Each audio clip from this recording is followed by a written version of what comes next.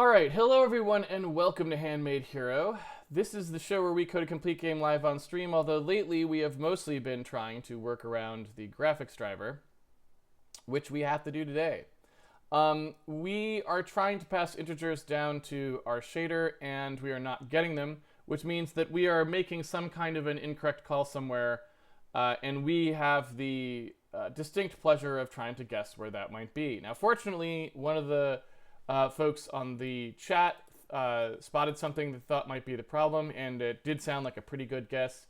So that might be something we could start looking at today. We don't really know, though. That might not be it. We'll find out in a second. So let's go ahead and load up our code here and see where we're at. Okay. And Visual Studio. Blazing speed as always. There we go. So if I go ahead and run it, what you can see here is we've colored the surfaces in the world by what integers it appears to be getting from the buffer. They should have been a nice gradient wash, basically. We should have seen increasingly brighter colors going from dark to light. But as you can see, we're just seeing kind of arbitrary garbage here. This is probably channels that are all slammed to FF or something like that, or I don't know, I guess they're UN16, so, you know, more like FFF or FFFE or something like this. We're seeing lots of very bright stuff, so we're pretty sure that the first problem with our system right now, because this is in this debug visualization, tells us that we're really just not getting the values we actually submitted.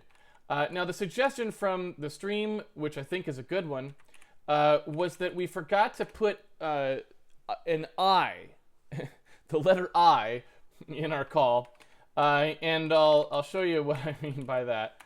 So here are these vertex attrib pointer things here. These vertex attrib pointers are ways of us specifying to OpenGL where we expect to get our vertex data from. And unfortunately for us, we're in this situation where we have to make different calls depending on the circumstance. So we want this vertex attrib pointer, vertex attrib pointer.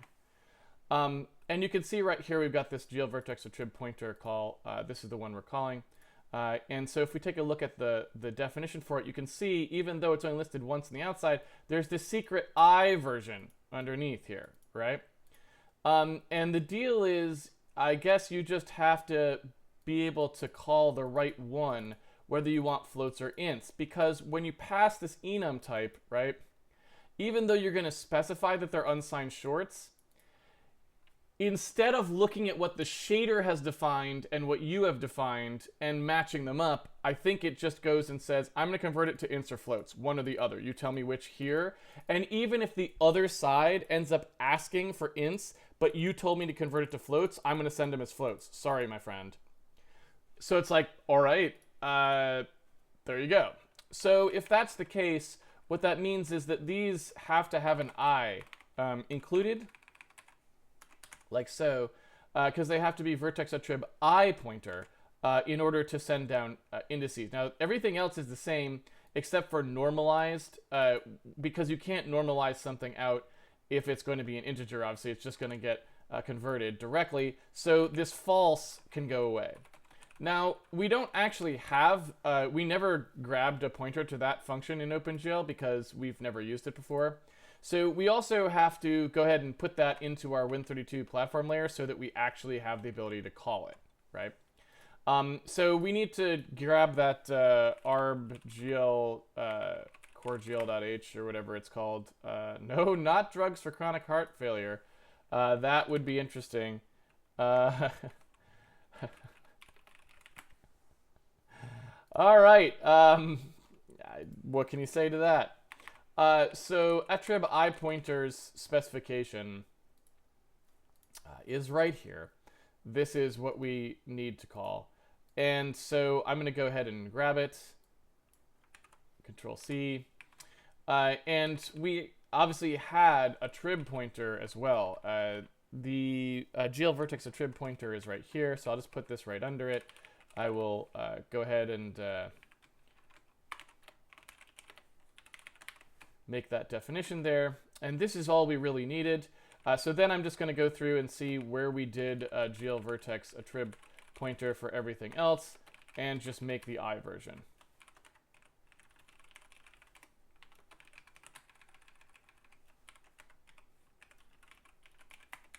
So now in theory we should have a handle to that function that we can call, and so now when I make the call, in theory we'll be sending them down. And it looks like that was the problem. Thank you very much. I forget who suggested that on the stream. Let's see who we thank for that, because that probably saved us a lot of time.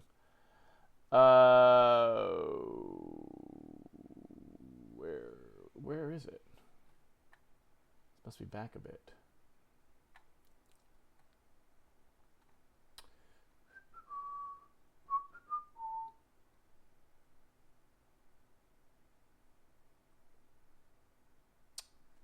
I somehow can't find this, but I don't know why.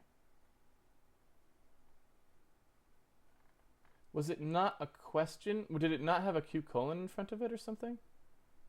Because I'm looking here on the chat log, but I don't see it.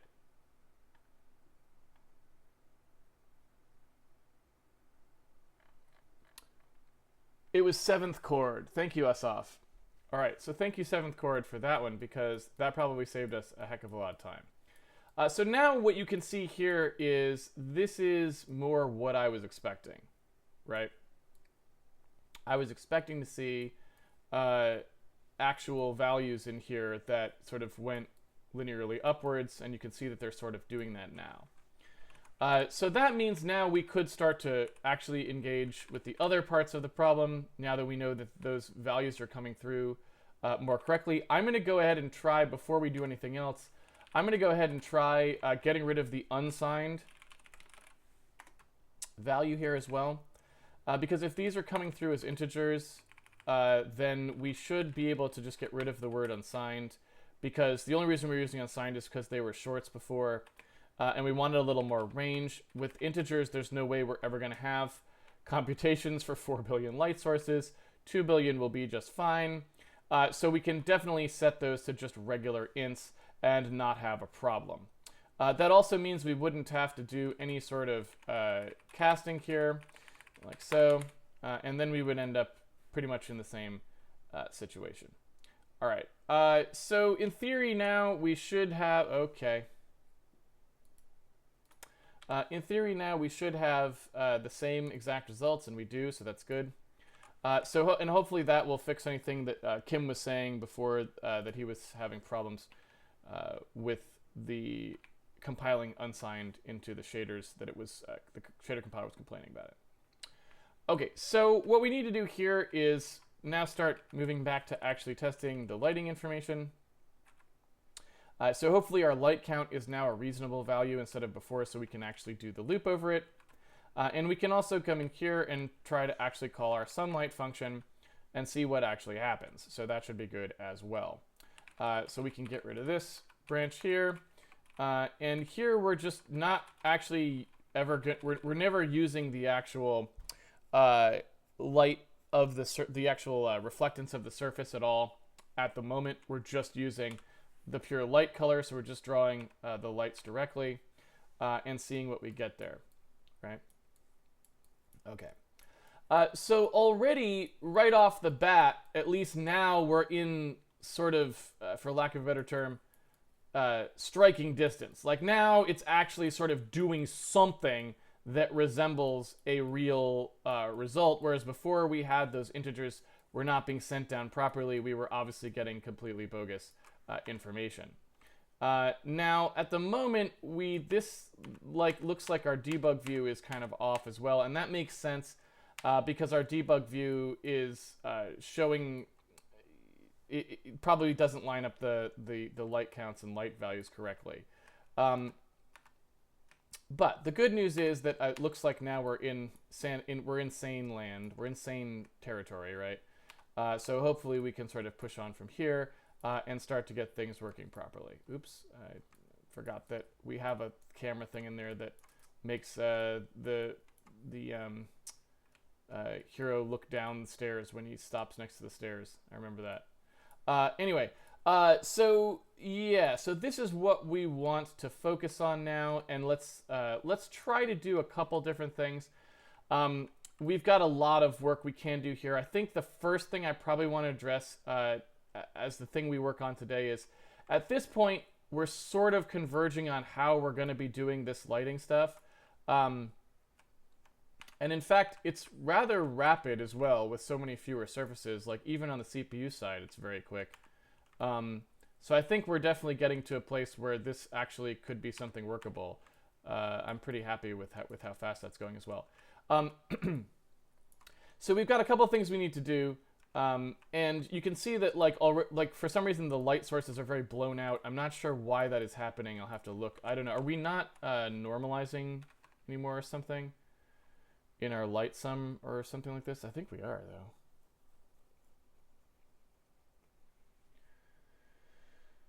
Yeah, so I'm not really sure why we may have nerfed something along the way, but yeah, I'm not really sure why we're not getting similarly softer lighting results than we were before.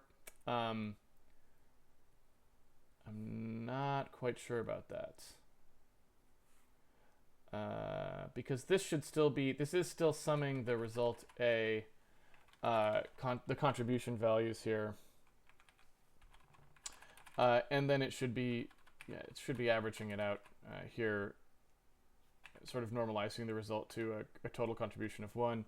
So that should still be doing roughly the same computation as it's doing before. So I'd have to look to see what's actually happening there that makes it kind of different. I also am a little bit curious, what are we sending down in our world mode push light call in terms of the emission value? I don't really remember.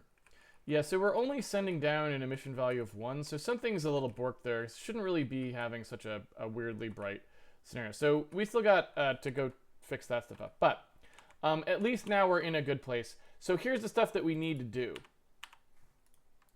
before we start tackling the actual, like, all right, now let's optimize our lighting solution.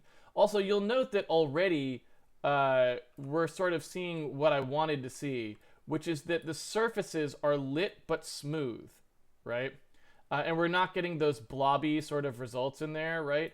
And that's exactly what I wanted to have happen. So when we sort of get this stuff a little bit more straightened out, I think this is going to solve exactly the problem that I wanted solved. So I'm pretty pleased with that. And I think we'll be able to do a reasonable job with it. We'll see, certainly. So yeah. What we need to do now, though, is I want to figure out a couple different things that we need to do. And they're not really hard. They're just sort of organizational problems. So the first thing we need to do is I think we need a way now, because we've got real lighting that's going to be going into the pipeline now for real, we need a way of specifying that things aren't going through the lighting pipeline, right? So right now we have the Z-bias program, and even our text goes through the Z-bias program, right? That's a problem because it means that our text is getting lit, right? And I don't mean lit in the like Microsoft Recruiter email, like hell, like getting lit on a Friday night or whatever, Monday night. I'm not talking about that. I'm talking about like lit as in actual having lighting simulation on it. And we don't want stuff like that, right? Furthermore, when I draw this debug stuff here, like I want to be able to draw this debug stuff in a way that says don't put lighting on it. I'm just trying to draw some values here that I'm using as a debug display. If you light it, then it's going to perhaps get wrong values or who knows what, right? So we need a way of specifying that there's a light that there's a way to not light things.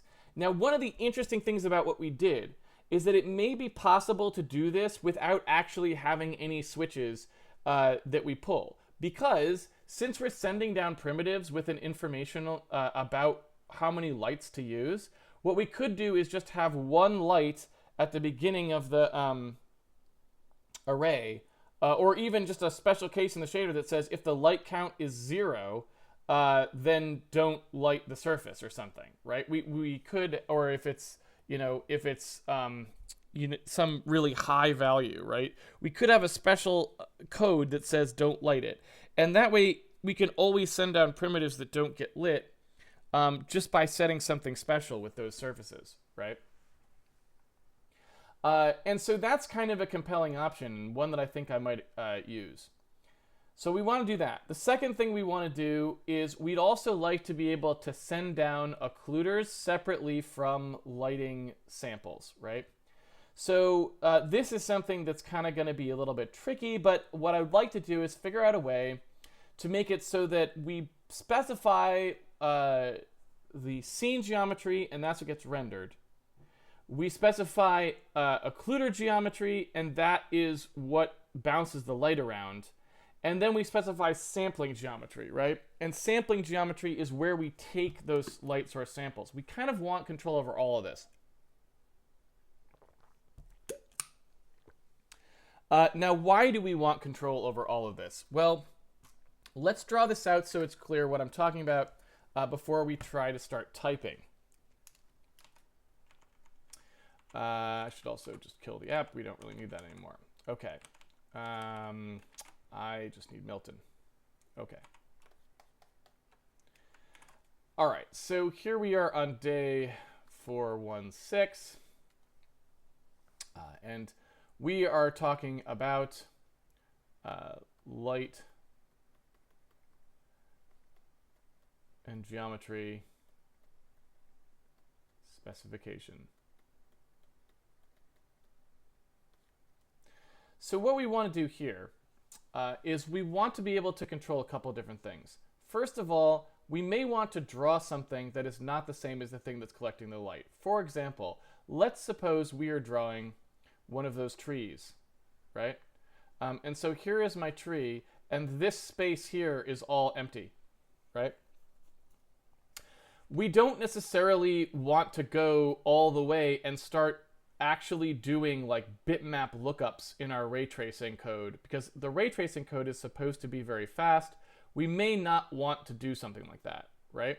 Maybe we do, we don't know. Like maybe we will sample textures in the ray tracing code and allow the rays to pass through if it's alpha 0 or not if it's not.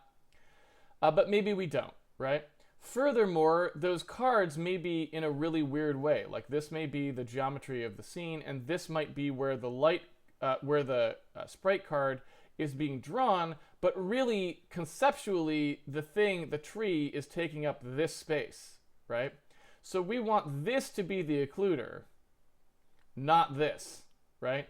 This is just a fictitious drawing element meant to occupy the space of this thing here to the viewer, right? But it's not meant to actually be the thing that's collecting light, because it's a nonsense geometry, right? And we need the freedom to be able to adjust this geometry however we want to get the scene to look correct with sprites. So we're going to keep playing with that probably when we go to kind of finalize the graphics. And we really just don't want that to affect the light. We want to be able to do anything we want with geometry there, right? So we need to be able to send down occluders separate from sprites. So that's the first thing we want to do. And that's pretty easy because that's just basically making a separate buffer of occluders, right?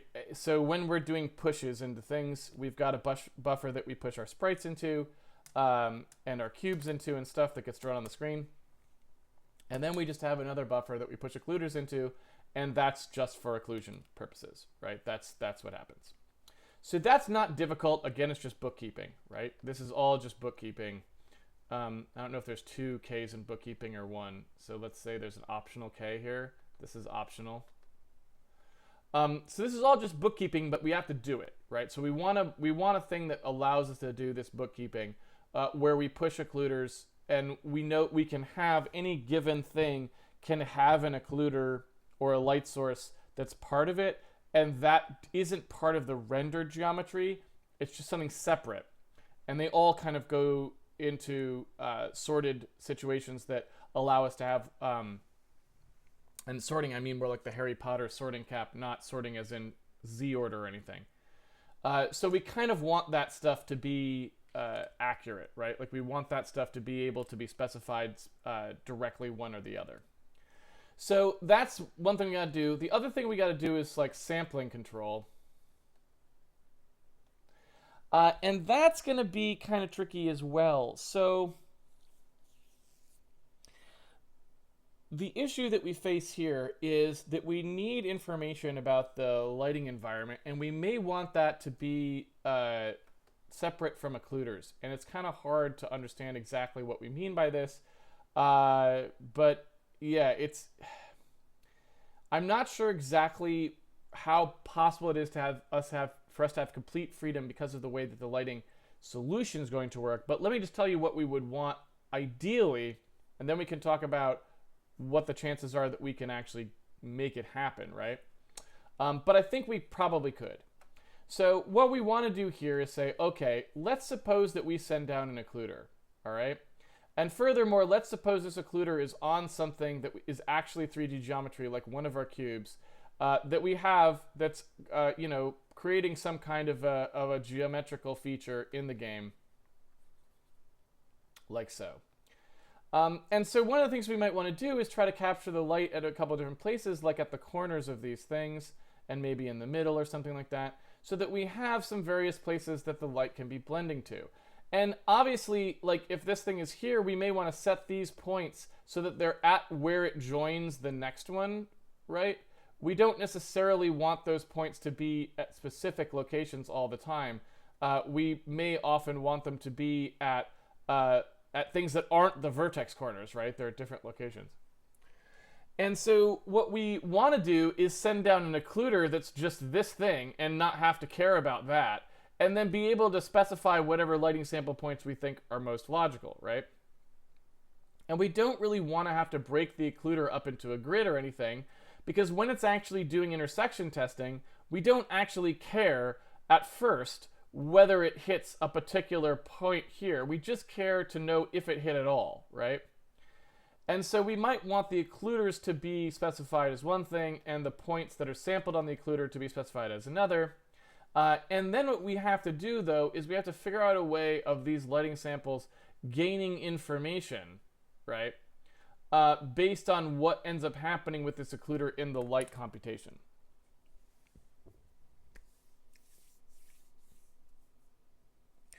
So there's a couple of different ways we can do this.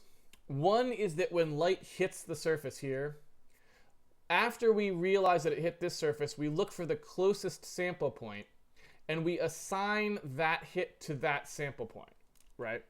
So effectively we have as many sample points total as we specified are the lighting elements, but each element is assigned to an occluder that is the occluder that will activate that light element when hit, right? And it only activates one of the lighting elements, or maybe it spreads it out to some within a radius. So maybe like when we hit, it'll add energy to all the lights in a radius of that hit or something, right? Proportional to how far away it was, who knows? So we do kind of have to figure out some sort of a way of making this make sense, but there you go. So that's what I'm more or less talking about, right? So we want to be able to specify samples, and we want to be able to specify occluders, and we don't necessarily want those two things to be coupled by a rule, a generation rule. We may want those things to be they're not hand placed in the sense that, we're not editing the level design and putting them in, but they're hand placed from the perspective of the world generation, where when things are created next to each other or anything else like this, we want them to be able to set their sample points in a logical fashion, right? So that's basically what I'm talking about here, and this is all just bookkeeping, which we kind of need to do. So I think that's what we want to do today, and again, just to relist it here, let's actually list the three things we want to do. So we want an occluder buffer, we want samples per occluder, and we want no lighting, right? Which is to say some way of specifying that a thing isn't supposed to get any light at all, right? It's just supposed to be drawn normally. All right. So let's start on these three things and see how much of them we can get done today. That is our goal. So the first thing, the no light lighting, at the moment we don't really have to worry about optimization too much because we're still kind of in the experimental phase of everything. So really let's just go ahead and for the moment do the simplest possible thing. And that is that instead of calling some light on something, what we can do is say if the light index or the light count or something is a special number, then we will do no lighting. So for example, let's just say that light index 1, so, you know, if the frag light index equals 0, then we will say that anything that has a frag light index of 0 does not get lit, right? And perhaps the better way to say this would be, well, since the surface reflect color coming through here is normally unadulterated, what we could actually do is just put all of this stuff entirely within this here, right? So then we could say, oh, all right, if you want to send down something that doesn't have any lighting, then if the frag light index is not equal to 0, we'll do the sum light call, and we'll modify the surface reflectance. In fact, we could now actually put that in there, like so, right? And then what we'll do is if you want to keep something unlit, you just set the frag light index equal to 0, and off you go, right? So I think that's really all there is to it. I don't think there's much else. So now when I run this, of course, that will mean that pretty much everything should stay as normal, except for one thing, the very first thing that gets drawn will be unlit, and you can see it right there, right? Then everything else will be lit. So then all we have to do is make sure that now when we actually send things down, we correlate them properly in that way. So when we have a render group here and we're sending these things down, what we could do is now just say, okay, in the render group,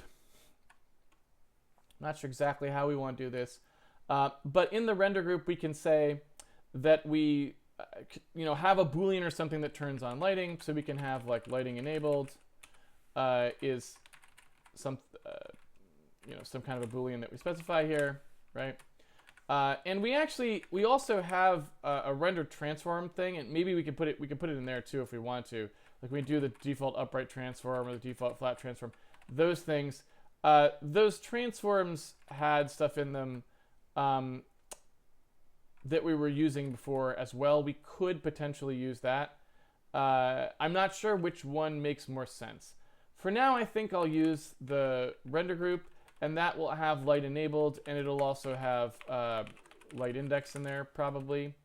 And what we'll do is we'll just say you can turn the lighting on and off via this, via the render group, right? All right. So when we go into push quad, what we can see is that push quad had hard-coded a light count and a light index in here, right? And so what we want to do here is we want to say, all right, the light count and the light index, we only want to set them to something if lighting is enabled. So normally, in this case, we could take a look at the render group here somewhere, right? There it is. So we'll basically say if the group lighting enabled, then we do some lighting. Otherwise, we just leave these at 0 valued, right?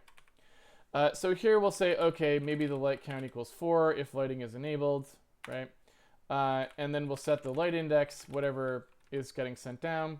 That will be the light index for the group. And then we'll say the group light index gets incremented by 4. So that's just doing 4 lights per, and what we want to extend this to in the future, obviously, is we want to be able to change this to have it so that when people are pushing quads down, they can choose how many lighting samples they're sending, right? But at the moment now, we'll just have a thing that allows us to not do lighting if we don't want to do lighting. Right.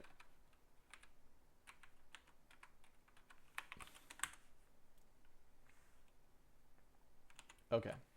So now, since that should be initialized to 0, by default, nothing should be lit, right? So everything is now not going through the lighting pipeline. And this is nice too because here now you can see when we are doing our debug display, we can actually see the results of the debug display not going through lighting. Our debug stuff actually works now as well, so that's all nice as well. And everything is kind of happy and pleasant at that point. So that's all good, but now we want to kind of, let me see here. Also, I have a question.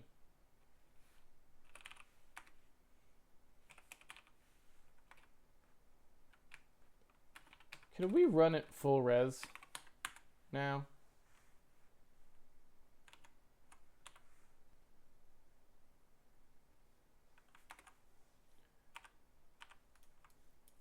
Yeah. I was wondering why we were so blurry, and I was like, oh, I forgot. We dropped the res way down when we were fussing with some of the other lighting stuff. Yeah. Looks so much nicer. At 1920 by 1080. Maybe it doesn't on the stream because, you know, compression is on. Anyway, so now if we want to turn on lighting, there's a couple of things we want to do. So what we want to do here is in the render group, that light index, we kind of have a problem with. We don't want it to be set to 0, right? Because 0 means we're not going to do any lighting. So we want to make sure that the first thing we send down in a render group is going to be a 1 or something, right? So when we initialize the render group, right here, what we want to do is make sure our initial setup there has a light index of 1. That way we always start at something that will get lit.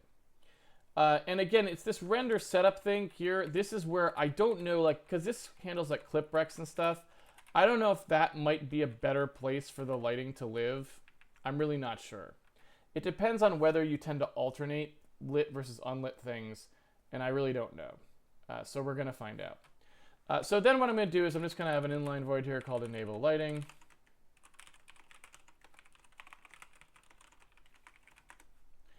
And inside here, I'm just going to say, all right, light enabled was true.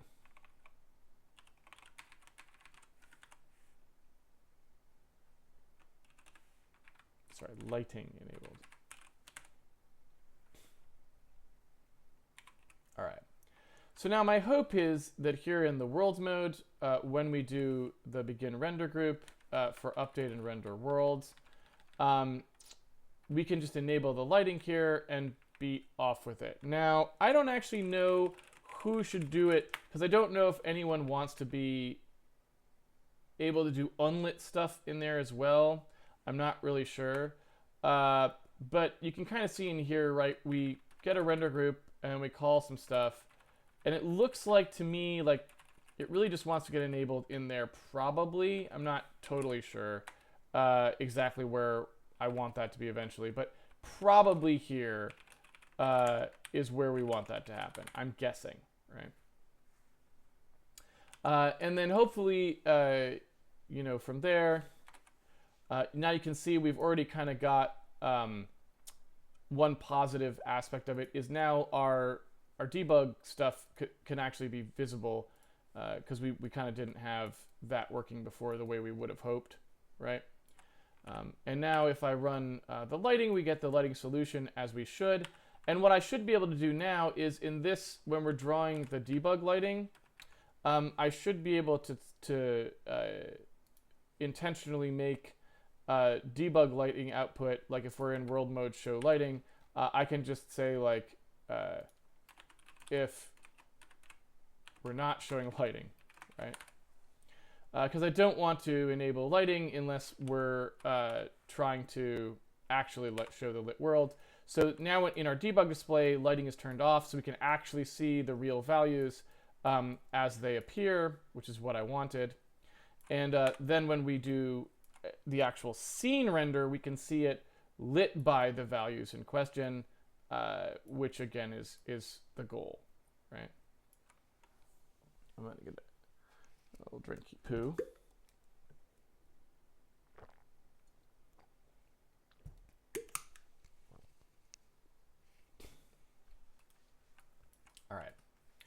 Um,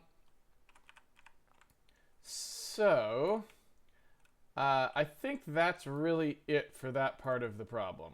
Like, I think that's all we needed. Basically, that's just, you know,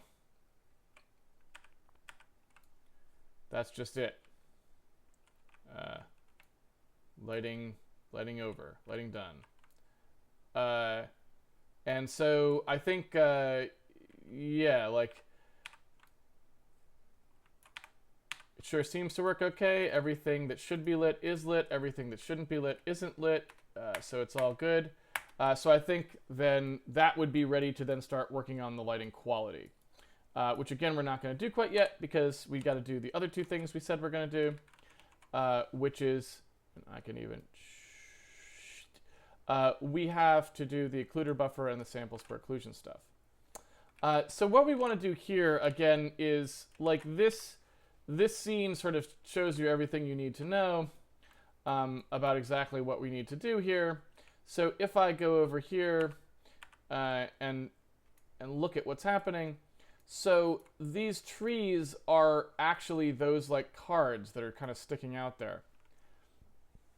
And that's not really very helpful in terms of doing lighting solutions.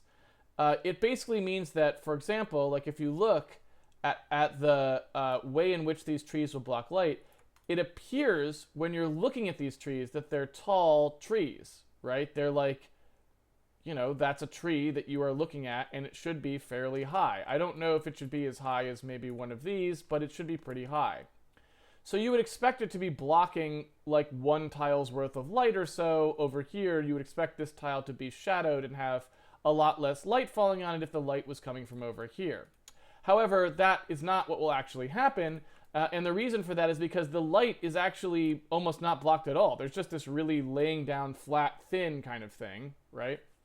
And so it's the opposite of what you would want for shadowing things on the other side there. So that's the problem as it stands at the moment. And what we want to do is we want to go ahead and be able to like replace stuff like that with little stand-up, you know, rectangular prisms or something that will block the light as if they were straight up and down for the purposes of the lighting solution, right?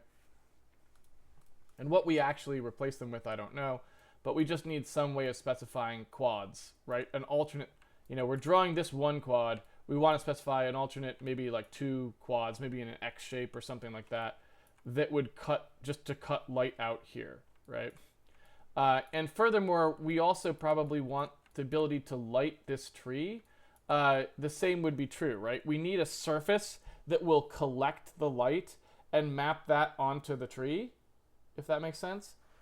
And so we kind of need a way to collect those lighting samples, which we also don't have, right? So I think that's pretty much everything, at least that I can think of. Yeah. It's going to be fun to have this working in real time. It already sort of is pretty quick. I'm not sure. I guess just because we cut down the number of occluders. I'm curious how slow we run if we run it real time. I don't actually know. Sorry to get distracted here, but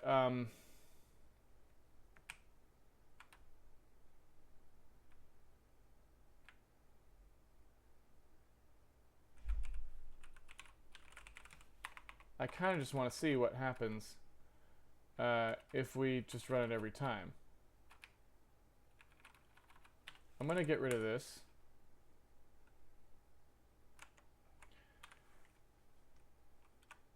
So now, you know, when I run this around, right, I'm sure it won't run fast enough to do real time, but I'm just curious.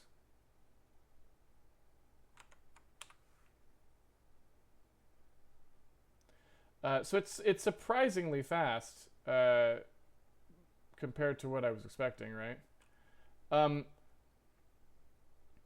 you can kind of see that, like, hey, that's actually going to be kind of cool as we get that smoothed out and improve the quality of those.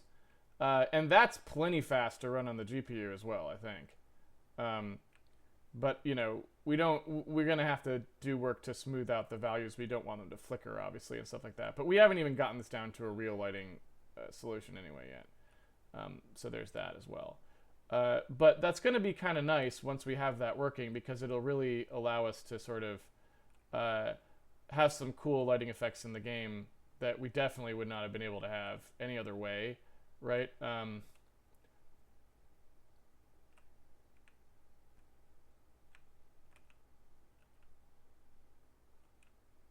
Yeah. So we're definitely getting there. I think it's been worth the trouble to try and figure out a good way to have our scene be lit in a quasi-accurate way, just so we can start to have some of those kind of nice, interesting effects.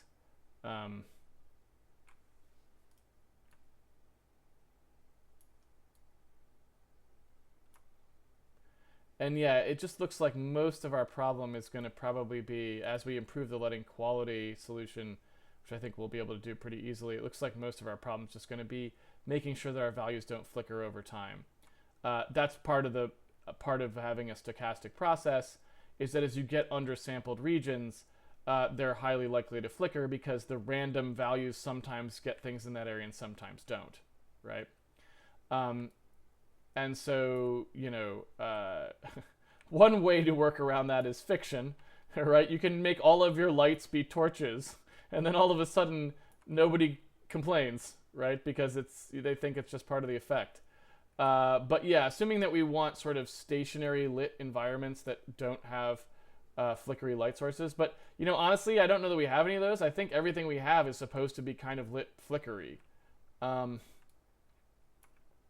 So for all I know, we won't really have to do that much work. But yeah, we will make these more stable over time either way, just because I think there's a lot of stuff we can do to improve the sampling quality. But it's just kind of cool that this is already running on the CPU in real time without us having optimized it at all. That's kind of reassuring and nice, because it means that we probably won't have a huge uphill battle to make some scenes run. Now, there'll be more lights in a scene than this, but again, we will be attacking that with some multi-resolution stuff, because we're only really going to be doing bounces on full geometry in areas like right where we are, right? We're not going to do it for everything. But that's pretty cool, actually. So yeah, so not 60 frames a second, but also not optimized and running on the CPU. So that bodes well, I think, right? That bodes well for when we need it to be 60 hertz. If it was running at,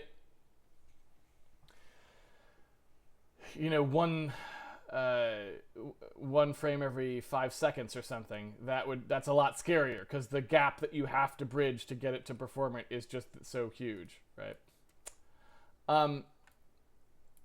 Okay, so and that's probably just because we're compiling in optimized mode, right?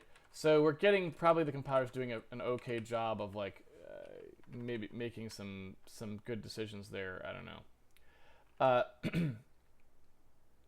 All right. So what we want to do now is we want to go ahead and move to the sort of separate occluders and world geometry kind of mode of thinking. And this is going to be useful not only because not only because we don't really want to have too many occluders in the scene, but the other reason we don't really want to lock those two together is because certain things you might want to draw, there might be a lot of them, and we don't want them to bog down the lighting solution. So for example, let's say we've got something that's spewing out thousands of particles, right? Well, thousands of particles would immediately tank our lighting solution. We can't afford to light each individual particle as if it's its own reflector distributor kind of a thing, right? Maybe in 10 years we'll have that kind of technology or horsepower at our disposal, but not today. So we're going to want to be able to put in sort of meta information, like meta occluders for things like that, so that particle systems are just broken up into regions and lit, with sort of approximate geometry and that sort of thing. So because we need to do stuff like that, it's not just for accuracy purposes that we need to do this, right? It's not just so we can avoid the like weird slanted tree is not, collecting the right light scenario. It's also because even if some things that we draw, even if they would work correctly if we push them all through the lighting system, we can't afford the time budget, the processing budget to actually compute all of that lighting. And so that's why this change is important for those reasons as well. So if we go in here and take a look at what we're going to have to do to have these two things kept separate, what we know right now is we sort of have a platform vertex structure, what is it called, textured vertex, that gets communicated to the graphics subsystem. And what you can see here is this thing has the light index and the light count value attached to it, and then it's using the lighting textures to gather that information. Fundamentally, this doesn't have to change at all.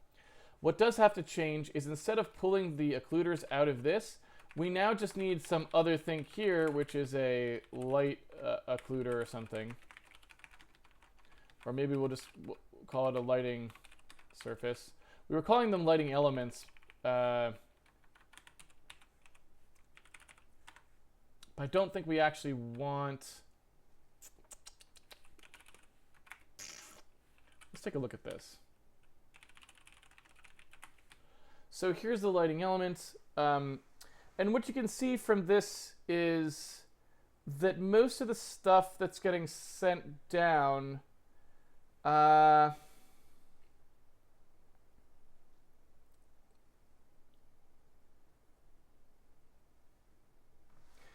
So it does kind of look like we could...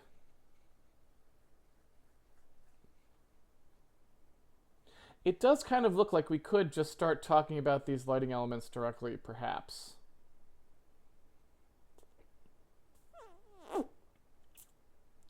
So just to sort of sketch out what we need to do here, right?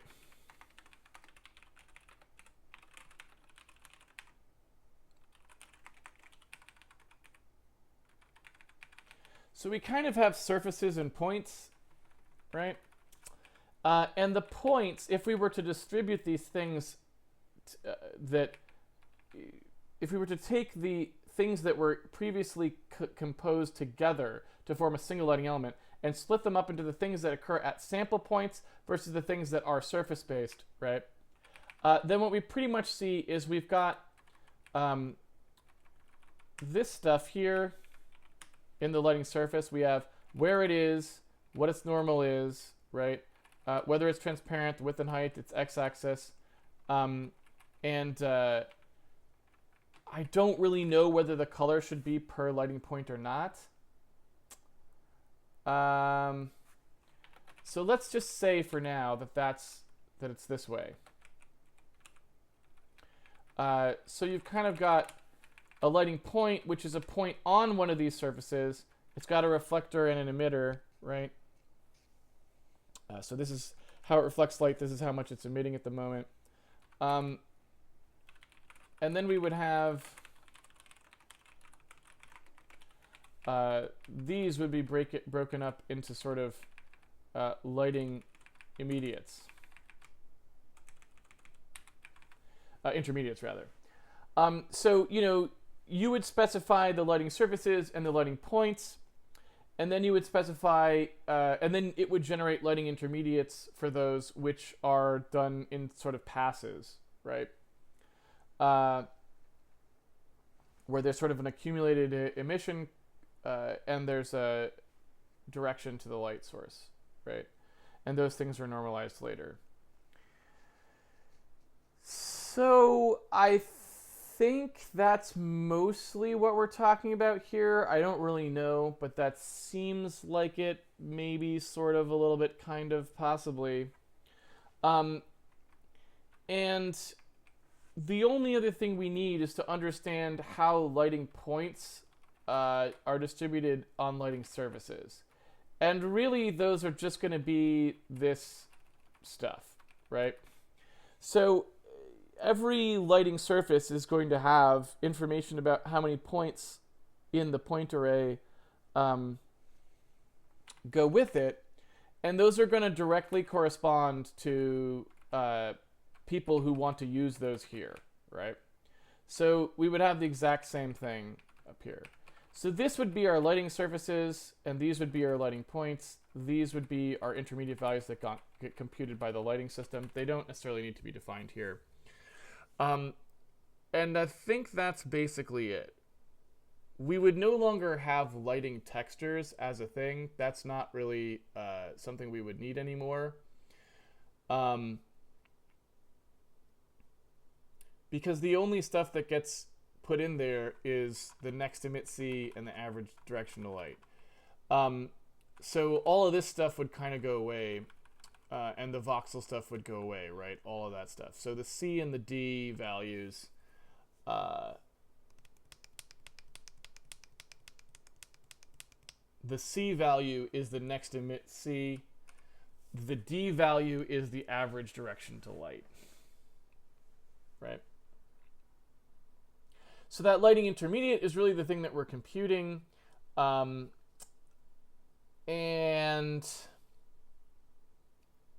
you know, we could just send it down directly. It depends on how feisty we're feeling.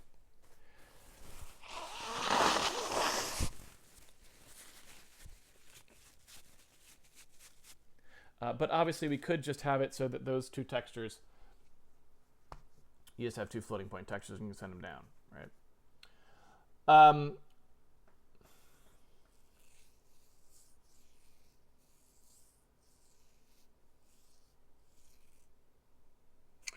So anyway, that seems like the sanest way to break those apart. So let's just go ahead and suggest that we're going to go ahead and do that.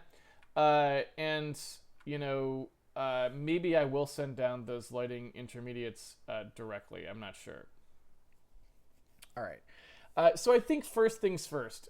Let's take this slowly because, again, this is GPU code on the back end, and it is hard to debug GPU code, right? GPU code, you don't have a lot of visibility in it. So what we want to do is we want to take it in slow managed steps so that we can see if we break anything, you know, right away. And we eliminate the number of things that could break in any given change so that it's easier for us to debug, right? So all I want to do here is just get that compiling here. And then in here where we have our lighting solution, what I'm going to do with that is I'm going to pretend. So before what we're doing is we're taking all these vertices down, we're extracting them out into a lighting solution and then running lighting solution. Effectively what we're doing now is when we're pushing, we're going to pre-make the things that we're using. What I want to do first is actually still run the extraction pass. So instead, what I'm going to do here is I'm going to say, okay, we've got these lighting surfaces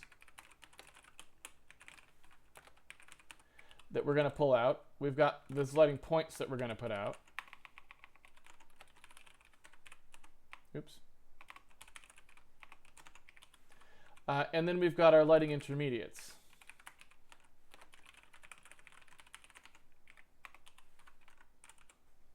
Okay. And then what I want to do is I want to go ahead and make these buffers be extracted and run the lighting solution that we already have on them. Okay. So when we do extract reflectors from quads, what I'm going to do is I'm just going to have three things here. I'm going to have surface, point, and intermediate.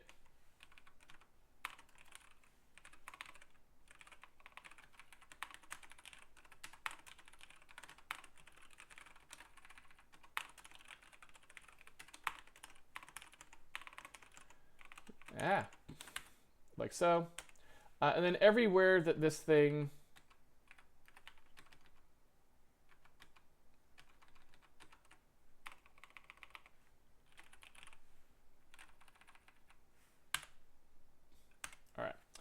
So everywhere that this thing actually was accessing a specific one of these, we're going to access like we're going to access all three, right? So in here, we're looping through. Let's just use a single index for this. So, you know, we've got, let's say we've got an element index.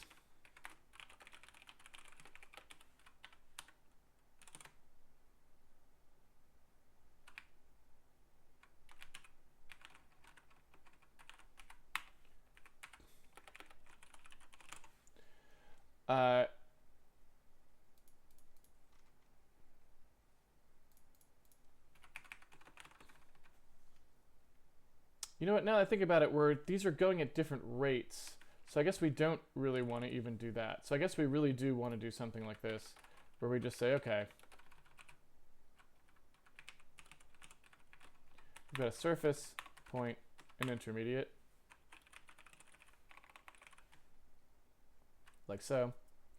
And as we come down through here, what we want to say is, all right, we're going to extract a surface. And this surface is going to be the whole width and height, right? So, for example, here, we've just got that. This is the P equation here is actually fine, but we need to do the middle P equation. So we're going to need something like this. So here's like the location of our occluder, or our surface, rather than the x sub thing here. We really just want to do 0.5 times width and 0.5 times height, right? I think that's right. Let me go ahead and look at the platform, all the things we need to fill out here. So we have to fill out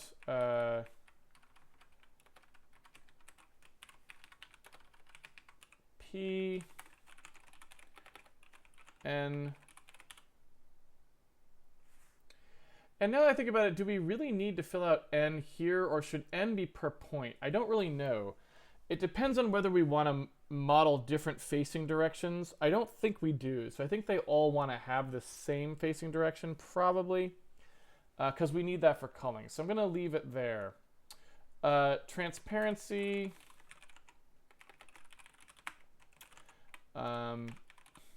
Width and height. X-axis. Y-axis.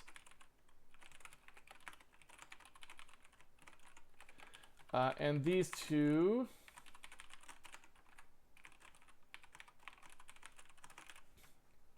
okay. So here we are recording the surface that we actually wanted. And what we need to do now is we need to have, for that surface, we need to produce a bunch of points, right?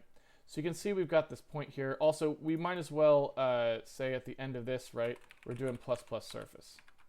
I don't know what bitmaps is doing here. Probably it was from the old days when we were still recording that. We're not recording it anymore, so we can just get rid of that. That's a dead variable. It's not doing anything. So plus surface will advance that surface for us. And then we've got this subdivision count. And so the subdivision count is going to give us our points. So we're basically going to modify a bunch of points and then do a point plus, right? And on the point, we also have the two intermediate values,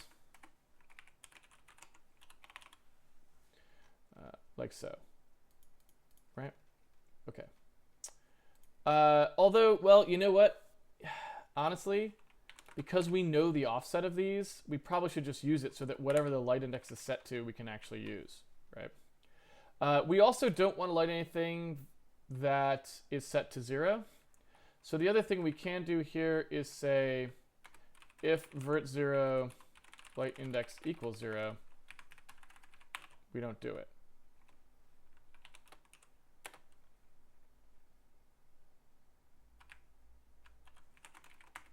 right? So I think that's mostly what we want here. Seems sane. So if the light x is not equal to 0, we pull out all the information, we create the surface from it, and now we just need to create the points from it. And the point is going to be points plus surface light index, or I should say maybe just light index, right? Intermediates plus light index.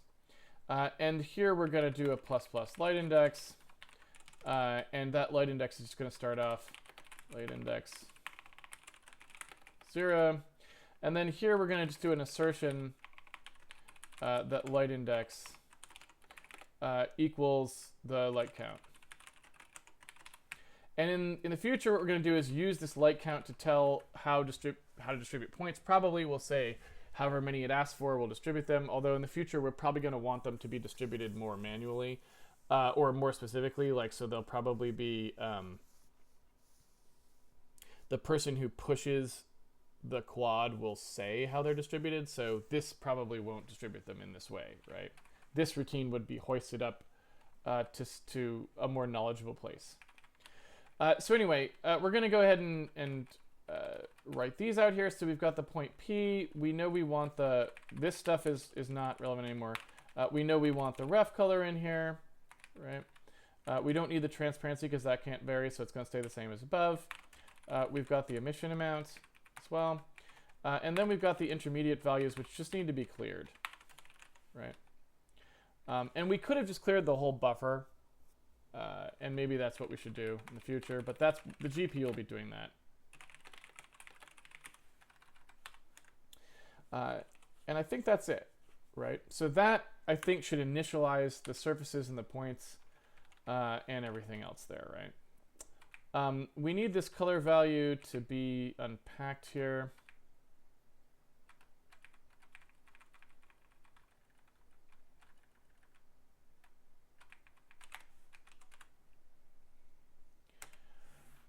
And let's see. Then we're sort of good to go. So now when we do raycasting, the raycasting really just needs to figure out when it's doing its testing. It really doesn't have to test against as many surfaces as it used to, right? Before we were forcing it to do a raycast against 4 times as many surfaces as we will now. And that's a big reason for bundling those occluders together, right? If you have a big old plane you can test against to see if you hit it, even if you're taking samples all over that plane, you'd rather just test the hit on that one surface, then figure out where you were closest to, right? So what we want to do here is say, all right, go through the sources. These sources are specifically going to be lighting surfaces.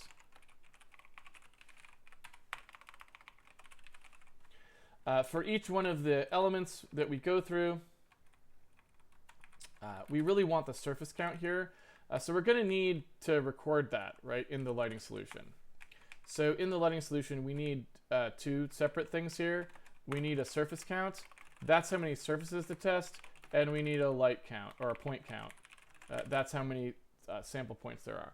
Now, we don't really need to know what the point count is, because the point count is just kind of always known from the other information you have.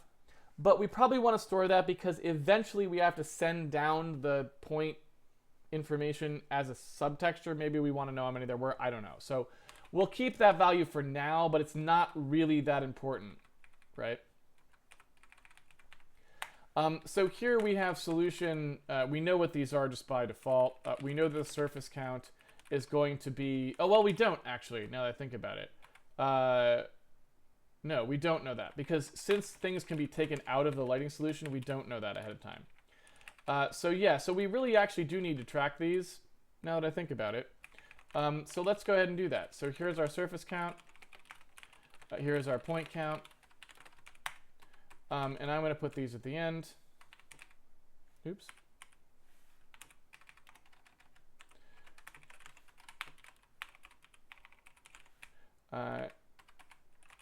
And we will go ahead and do this the other way around.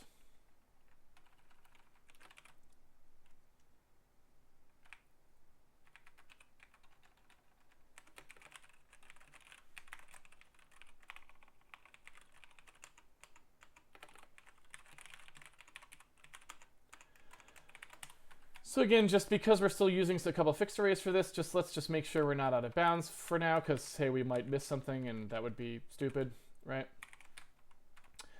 So I can go ahead and inline that plus there, and we could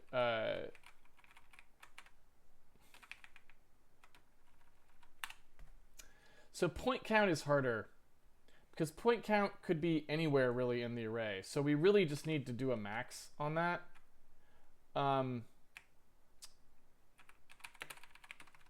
That value was wrong. We really need to do a max on that. Every time we use a light index, we basically have to see, okay, is the light index greater than the solution's point count? If so, and maybe the right way to write this actually is it less than? And if it is, it should become equal to, right? So every time we use a light index, we check and we have to bump those bounds up. And we can also assert when we do that, that the solution point count is less than the light data width.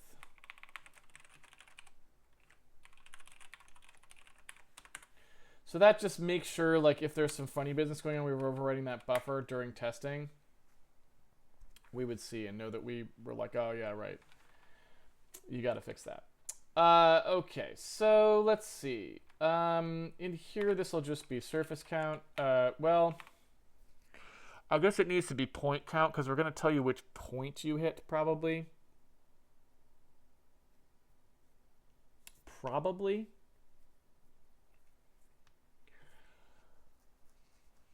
Since we don't do final gather anymore.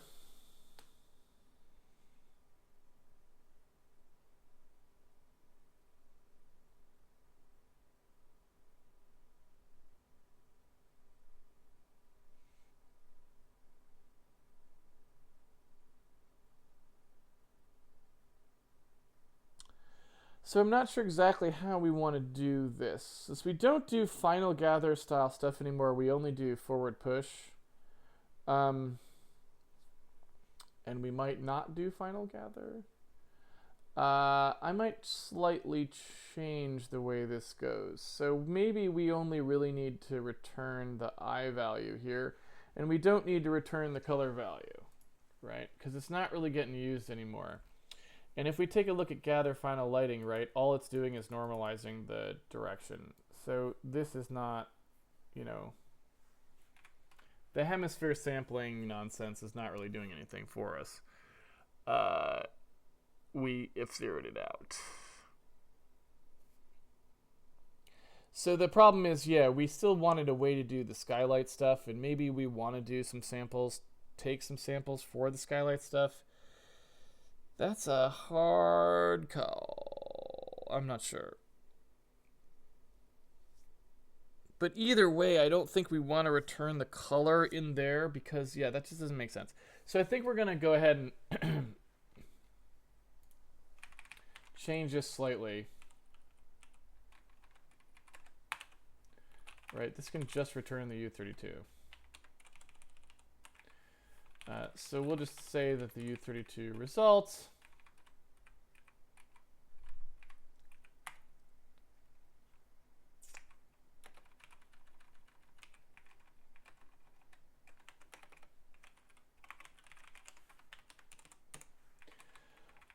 is going to be the element count, the service count rather. And when we go through here, we'll do everything else that we want to do here. I guess you can just kind of do, right? It all just works. And then the result will just be equal to the source index in the case where we hit properly, right? And I think that just works. So now if we want to do a sample accumulation here like we were doing before, what we need to do is we need to have a way of getting like the normal and also the intermediate. So it needs two things. It needs the surface and it needs the intermediate.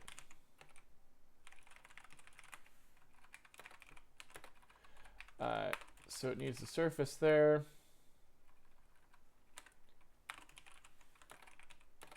intermediates there and there.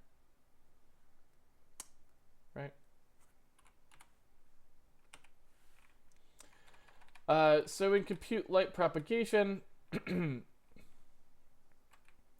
what we're doing here again is saying like, all right, we got to loop through all of our surfaces and figure out which ones are shining light out on anything. So for this, what we want to do is we want to take a look per surface at the lights involved. Now, this is a little bit tricky because we don't have a way of going back to the surface from which we're emanating the light, but maybe we don't care. Like, so we've got two choices here, right? And I'm not sure which one makes more sense. One is that we say that each lighting point also stores its normal, right? And if each lighting point stored its normal, we would know what the hemisphere was that we were trying to sample from that point, and we wouldn't have to look backwards at the lighting, like back ref to the lighting surface to figure out what the normal was, right? So that's would make it so we could just do a loop directly over the points. But we also wouldn't know how to take each lighting surface out. We wouldn't know how to do the suppression, right? Because we wouldn't know what the index was. So it seems kind of tricky. And it suggests that we kind of need to have the subloop. I'm just worried that that subloop is going to cause problems. So I wonder if you just want the data duplicated in there. You know what I'm saying? Rather than compressing it away.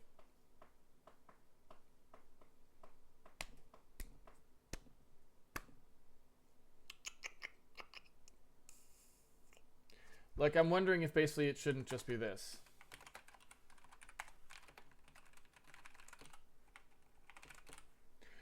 Because you just want to loop over all of your lighting points and do the lighting directly on those points. You don't really want to be looking back at the lighting surfaces for any particular reason, pulling them into the cache for no reason at all, right? Although everything may be fitting in the cache, I don't really know. So that may be a poor consideration. But point being, you still have to do that extra indirection for no reason and have an extra loop and all that stuff. So it seems like you may want those things duplicated. So I'm going to duplicate them for the time being, and then I guess we'll just have to figure out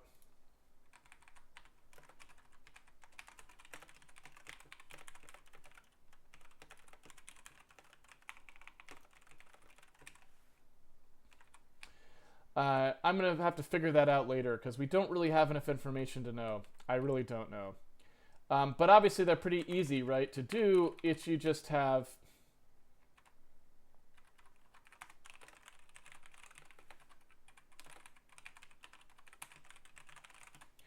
the surface index and the normal are just inherited.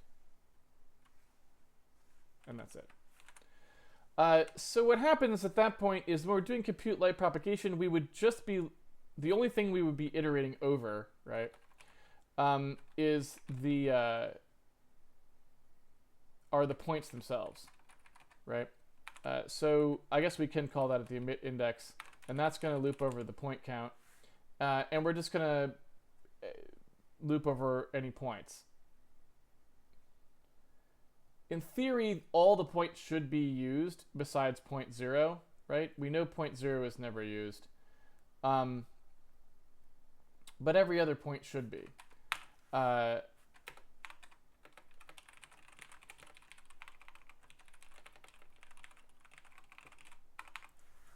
Because we decided that the light offset 0 was the key that you weren't doing any lighting, right? You did not want to do any lighting.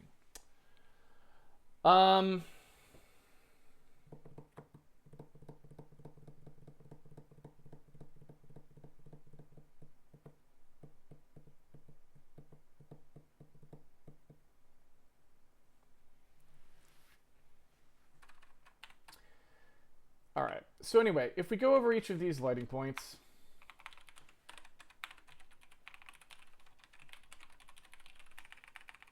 like so, then for each one of them, we can take a look to see whether or not it has any emission to spray out into the world.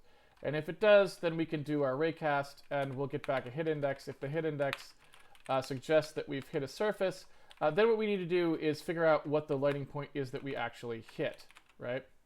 Now, this is not immediate. We have to then take a look to see for each of the lights in that surface how far they are from the hit point and weight our lighting contribution accordingly. Or we can just use the closest one. Like, I don't know which of those would be better. Again, this is very approximating. What we're effectively saying is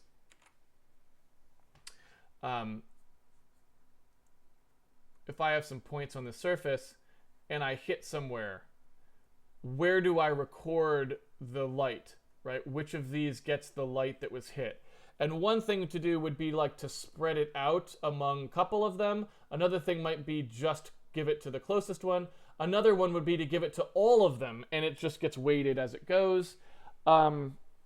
That's something we're just going to have to tune because, again, it's like, well, we're trying to do something that we would like to do at every point on the surface, and we're approximating by doing it at a few points. So it's which approximation gives the more pleasing results for the types of lights that we're using and the types of surfaces we're using.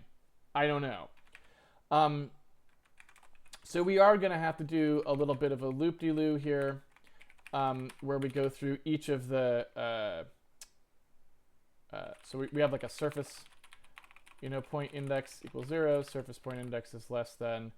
I guess what we'll probably want to do here is say that we have a hit surface, and that's going to be the solution surfaces plus the hit index.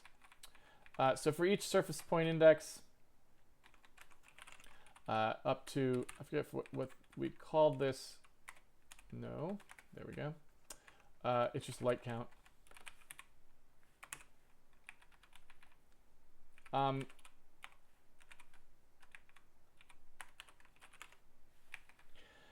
So each of these surface point index,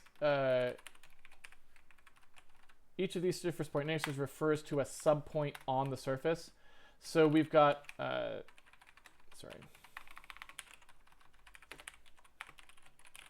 So we've got each individual point being referenced off of sort of the sub-region that this surface corresponds to. So we take its first light index, we add the one that we're on relative to the surface point, and that gives us back one of the points. And then we can accumulate our hit sample there, right? Now what we don't know is we don't actually know what the amount of, I guess the light power, if you will, that we're getting here. We can modify that power by the distance, for example, to the point if we wanted to. So for example, what we could say is that the higher that distance, the less it should be, or something else like that. So we could say like, this power equals whatever the light power should have been, divided by like 1.0f plus the distance or something like that, right? So we could do like distance squared to the point and have like a fall off so that the amount that gets added is different, something like that. I'm not gonna try to do that yet.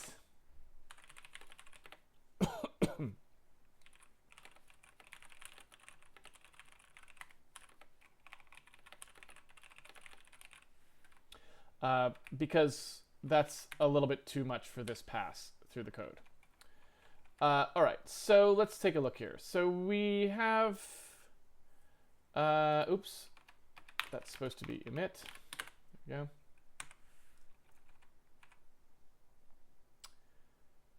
go. And that needs to take the intermediate as well, I guess. So this is the point index.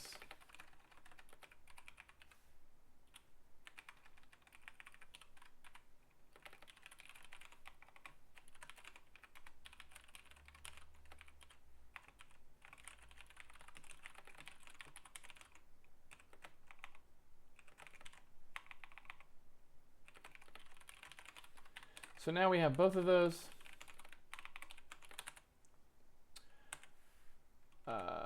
Connect lighting point to lighting surface. Oh, so we don't actually need the hit point at all. We actually just need the surface that got hit, which we know, and the intermediate. We don't need the point, I guess. All right, so for our final portion through here, we can see what we're doing here is this is actually sort of collapsing the intermediates and the points together. So that's going to be another one of these loops that goes over the emitters like so, like this. And so this is going to be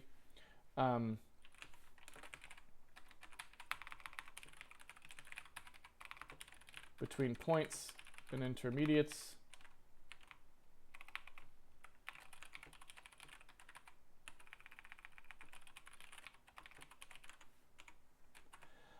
And as we go through those,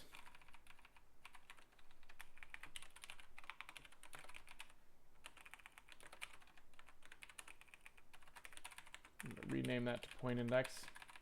It's a little clearer. As we go through those, we just need to say that whatever the point is versus the intermediate, reference the correct one of those as we pull out the values. That's really it. So I think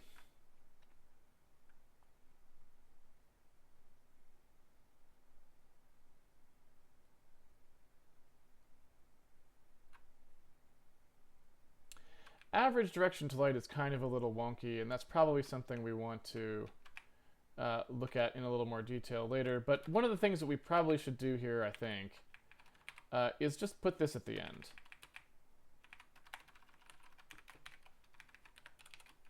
Of this.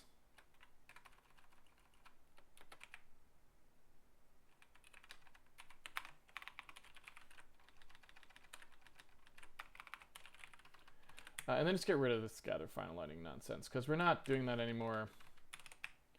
So we should just normalize at the end and be done with it. All right. So that's pretty much all of the modifications to this routine that needs to happen. So now we just have to deal with the stuff that actually outputs any of this stuff. And we need to come up with ways that we can visualize what we're looking at here, right? So this is a little tricky because now we sort of have two pieces of information. We have points and we have reflectors, and we probably want a way to visualize either of those two things. And so I think what we're going to want to do here is have two different routines. One that's like output the sample points, and one as little tiny rectangles, and one that's like output the surfaces as what they actually are. And maybe just draws them with their average amount of light that they have. So average the points together, something like this. I'm not going to quite write those yet.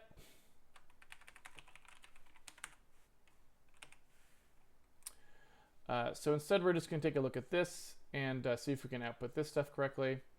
I'm tempted to start deleting the voxel code just so it's not in the way, because I'm pretty sure we're just never going to use it again. I think this is the better way to go. But you never know. It's hard. It's tempting, but you never know. Okay, so when we come through here, what we need to do, we don't need those surfaces anymore. Those are not relevant, right? So all we need to do is just go through our points and copy our points over. So we should just be able to say that the points, as they come over, I think it's just the intermediate values that we need, right? It's just the, oh no, but we copy the emit C in.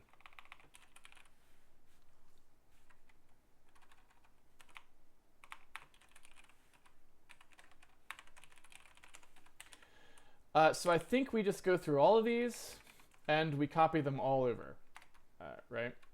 We can even copy 0 over, even though it doesn't really ever get used. It doesn't really matter. So we go through here and take all of the same measurements we were taking before. we don't really have to look at the dest dpact stuff or the pnext stuff. That stuff's not getting used anymore, right? So all we really have to do is just pack to the point index.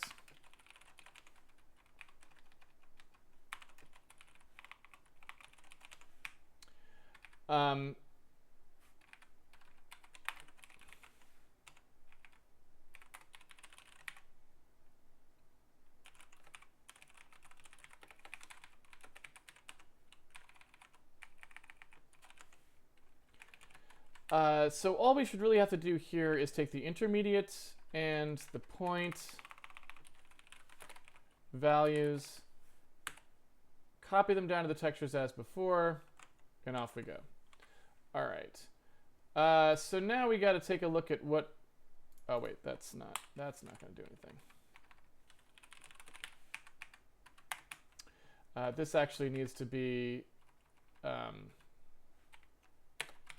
probably more like this.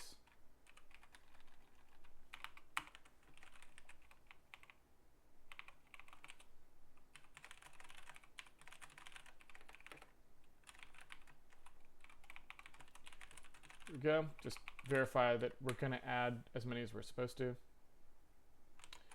try that again. All right. Well, not particularly good results here since I'm not getting any actual lighting. So let's step through and see where we're at. Also, I'm going to go ahead and turn off the optimizer so that I can step through this more easily.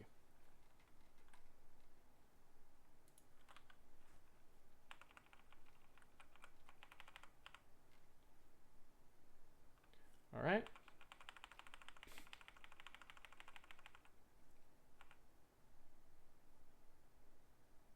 Surface index equals 0, which is what we'd expect. Here's our first surface.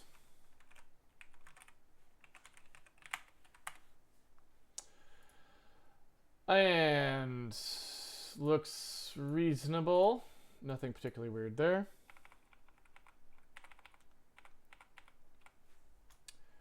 Let's take a look at our lights.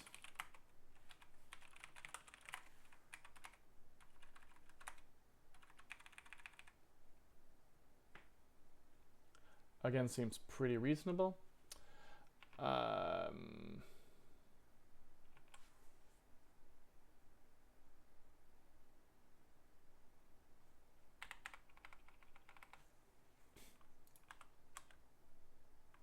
So that all seems pretty good. We got 468 surfaces and 0 points. Okay, yeah.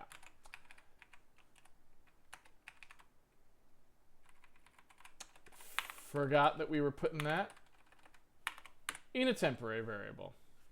Let's try that again.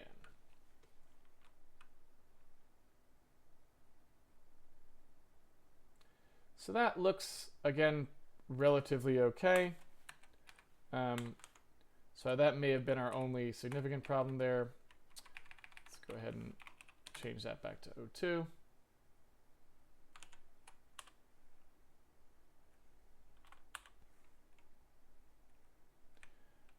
So there we go. Now again, this is going to be drastically worse because right now we're not actually correctly handling the fact that we've got multiple points. We're not like adding that light in any sane way. Right? We're taking every hit to a surface and adding it to all the points on that surface, which is kind of busted, right? So anyway, but what you can actually see here in an amusing way is that even just that change of reducing the count by 4, because ray tracing is entirely determined, the speed of a ray tracer is pretty much dominated by that raycast. Reducing the number of things I had to raycast against by 4 sped up our frame rate to the point where we're almost running at 30 now. We're not quite. We're more like running at 15, right? But it's pretty hilarious just how much that one change helps, right? But that's why I wanted, again, those occluders to be things that can be specified in a different way from the actual geometry, and the actual lighting sampling, because we may want to sample the lighting more densely than we actually do occlusions on. Now remember, we did not actually decrease the number of points we were sampling. We still did treat the samples as separate points. We emit from points, so we're still looping over the same number of those.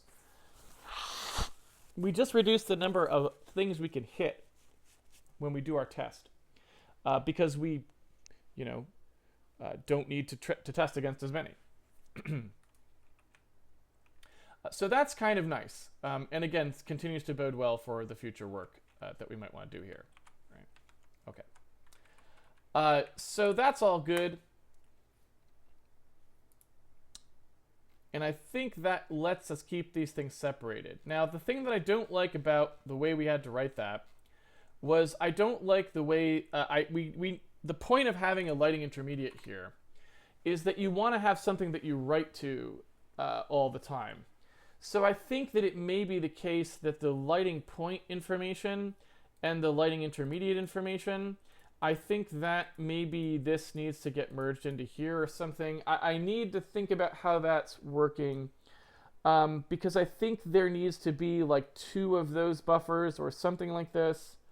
But you don't want to have to read from the lighting point. The solution should be encapsulated in the lighting intermediate, I guess, is the thing. So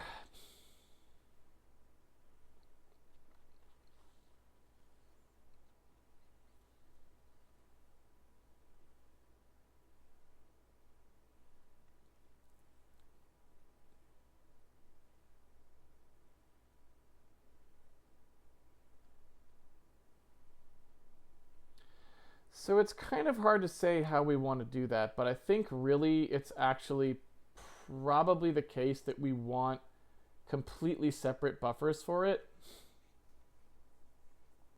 I'm just thinking about how this has to eventually be moved down to hardware, right? Not that it's not running in hardware already, but you know what I mean. And it feels like the average direction to light is just an accumulation buffer that constantly gets accumulated over and over and over again, and it never has anything done to it except at the very end when it gets normalized, right? So that's pretty straightforward, that would just be its own thing that doesn't really have anything else to do with anybody. The emission, on the other hand, ping-pongs back and forth. You start with one emission buffer that's the input emission. You write to a new emission buffer as you go, right?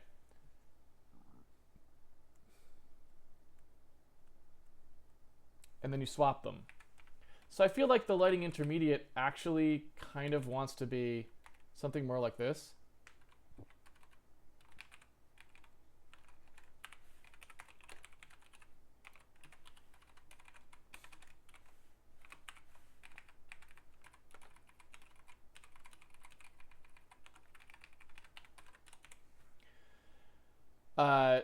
That sort of thing. And you would just ping pong these two back and forth, right? So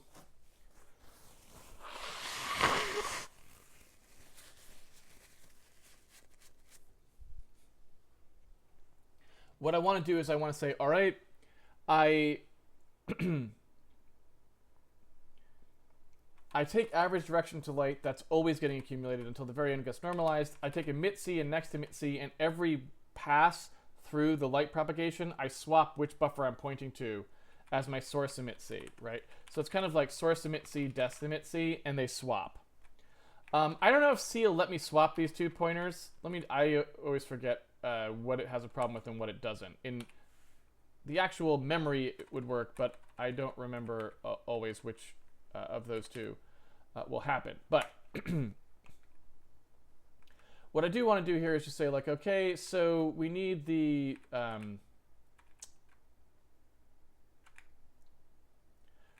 clearing here to basically say that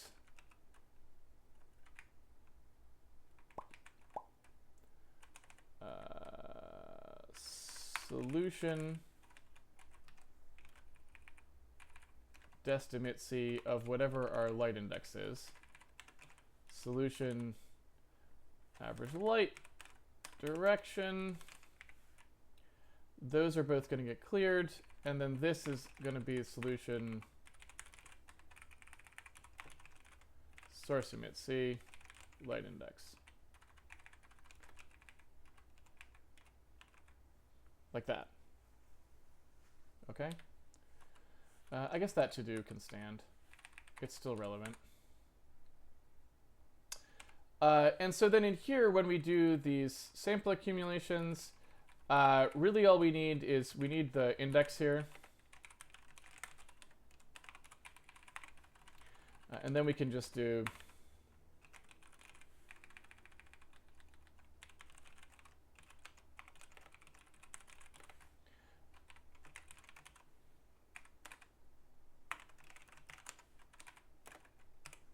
that.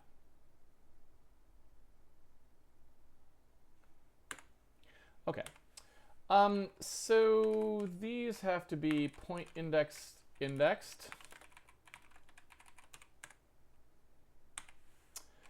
And these intermediates here, yeah,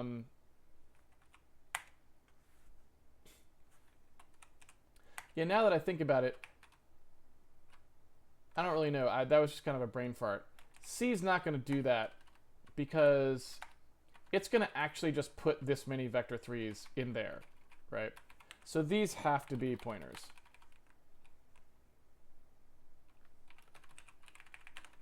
This one cannot be, but these have to be. Because otherwise it'll just put all the vector 3s in there, and I just actually want just a pointer, right? That I'm referencing off of. So I can flip them.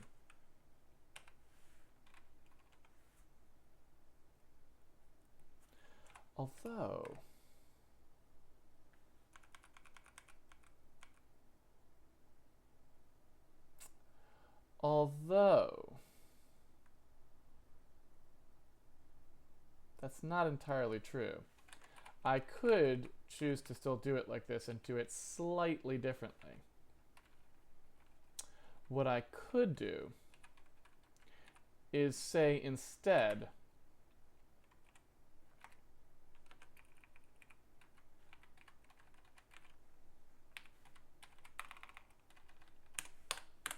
that. And then what I could do is say, all right, emit C0 is going to get initialized to the thing. Emit C1 is going to be the cleared one. Then the dest emit C here is actually, that has to get passed in, right? So what we would do is we'd say, no, you don't get to do that. You have to actually pass me the dest emit C and the average light direction. Sorry. That's just something you're going to have to do.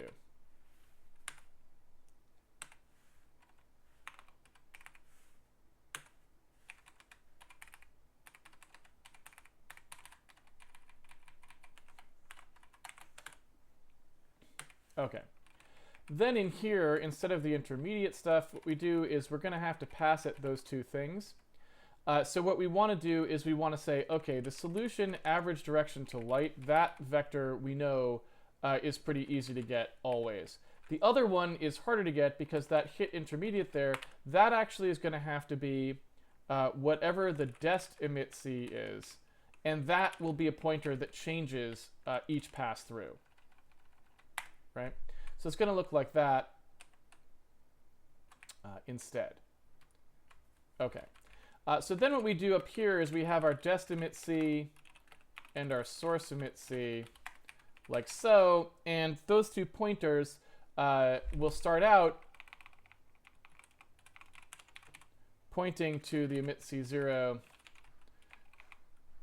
and the emit C1, right? So we've got both of those two pointers are set to the correct values, and then when we actually go to use them, we're using one of the two buffers, but we can always switch which one we're using at any time, right?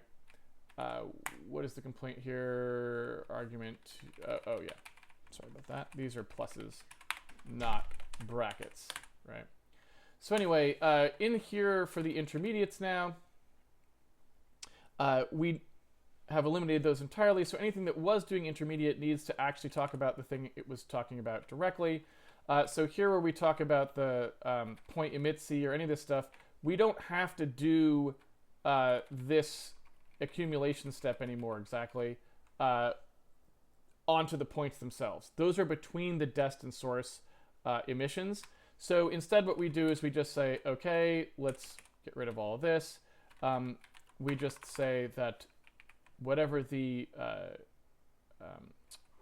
source emit C was, and I guess we don't have to swap them if we're going to do it this way, maybe. If we're actually doing a sum here, which is kind of odd. If we actually keep doing a sum here, then we don't have to swap them. If we stop doing the sum, which I think we probably will, then we would just swap them. But if we keep doing the sum, then we don't have to actually do that, right? If we keep doing a sum here, then we're going to have to go over them every time anyway, so we can't just swap them and clear one of them. So I guess we'll have to see... how that shakes out, and I'm not sure how it will or not, right? But either way, either we sum one buffer into the other, or we swap them and clear one of them. Either way, it's the same basic idea, right? Like so. And that should really be it, right? I don't think there's much else to it than that. Let's take a look here. Intermediates, this is just the average direction to light, so that's literally just going to be solution equals normalize, and that's it. And then these ones here, they would never read out of the point anymore. So there's just going to be an emit C, which is the solution, source emit C, point index,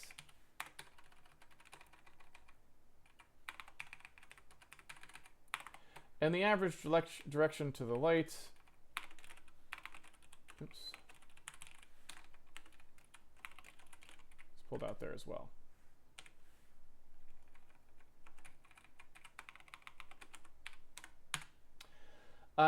And so I think that should do roughly the same thing that it is doing, or not.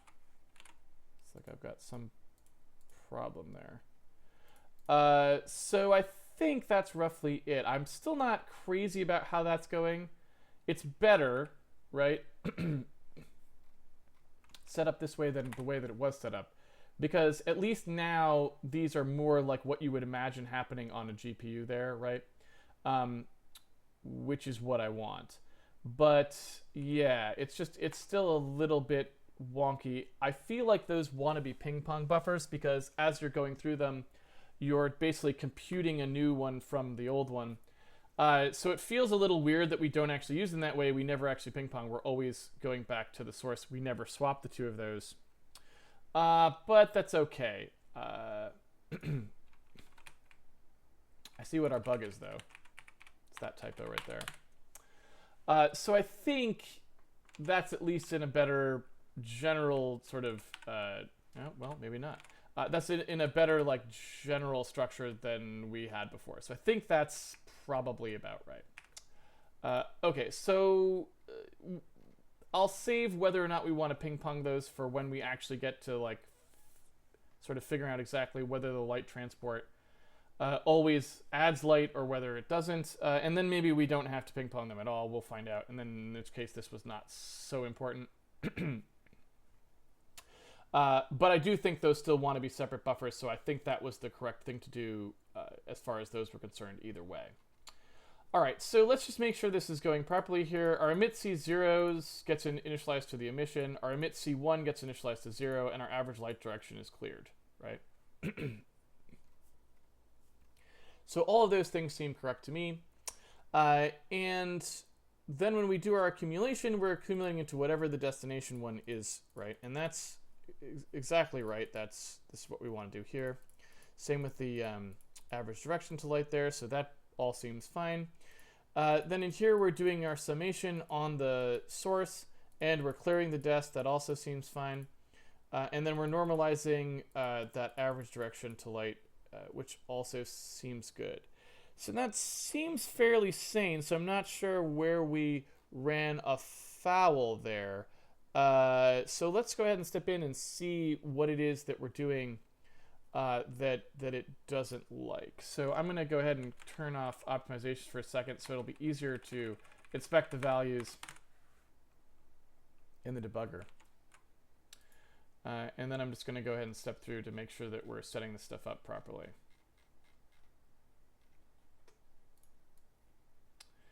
All right, so here we are in our extraction code. Now we didn't change the surface stuff, so that stuff should be the same. But we did change this other solution stuff here. So we've got the emit C0, right, and the emit C1. Those are both 0 for this because this does not have an emission value. And average direction to light is getting clear. These are all on the light index, which all seems good. So that looks like, I mean, that looks like the right thing to me.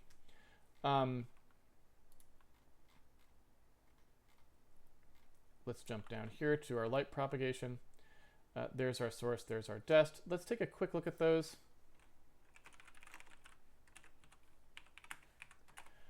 Let's just scan through them.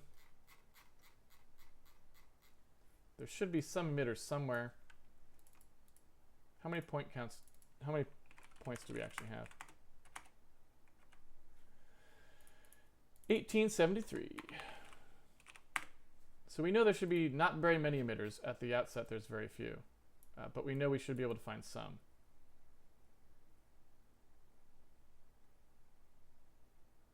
So there they are. They're the very last lights we pushed on, but that's okay. And there you can see them. They're getting pushed on with a power of 10. Oh, right. 1.0 is the maximum light emission value, so it's actually a power 10 light. That's why it's so bright. Okay, that makes sense. When I looked before, I fooled myself. And so now we're going to go through here. The dest emit C should be all zeros. We're going to go through these emitters here.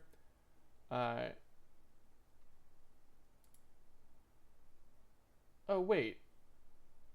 We're still using... we forgot to delete that value. There's our problem. We forgot to omit the emit C value from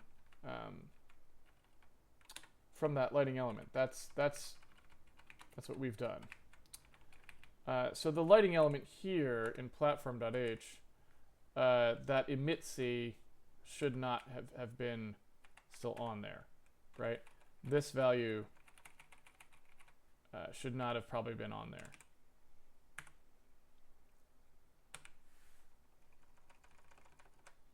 So let's take a look here. We've got that Handmade product here of these two. This should actually be the source emit C.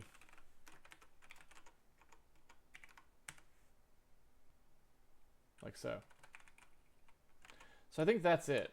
That was probably the main problem because we weren't getting any light input. So when the bounces never happened, right?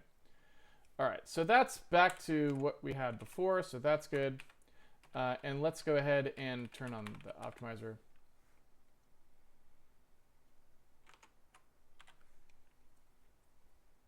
Okay.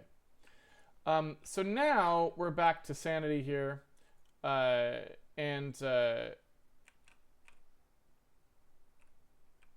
will say that a power 10 light is a bit aggressive in this case, but you know, what are you going to do? We could probably try turning that down a little bit.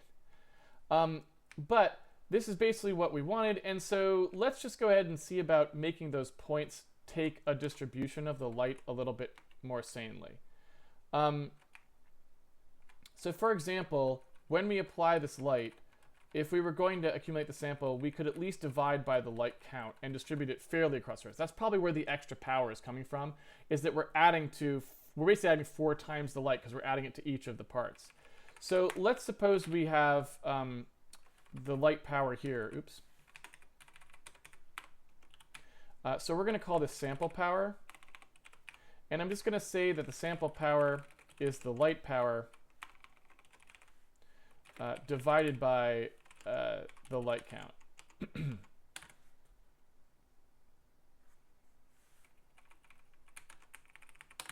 Like so. And that way, oops. There we go. And so that way we'll have sort of a fairer light distribution than we had before, I think.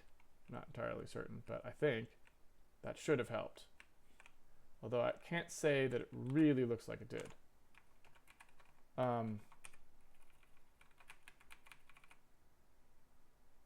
Because that should, well, okay, let me just test something here.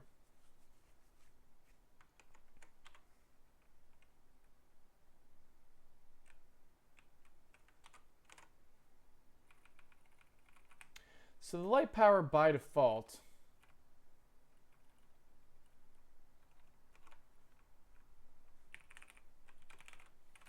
let's just take it and drop it down quite a bit. I want to see if that correctly produces less light bouncing around.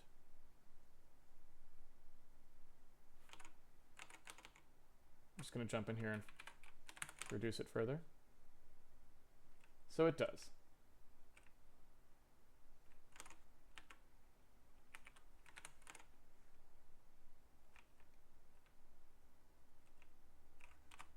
Interesting. All right. So that didn't really help us very much. So I'm going to actually try doing a thing here where I looked and see, and I'm going to just add it to whatever the closest point that got hit was, right? Just for fun. So what I want to do here is I'm looping over the surface points, and instead of calling accumulate sample, I'm only going to call accumulate sample once, and I'm going to call it out here, right? And say, all right, I'm going to accumulate the power to whichever point index I found that was closest. Okay. So this point index, like, will be a closest point index. And that's the one that we'll give the light to. So in here, we'll just do, we know the point where we hit, because the raycast itself would have been able to tell that, which I guess gets me back to the point where we've got to return this ray p. So I tried, raycast result, to not have this return that, but it's going to have to.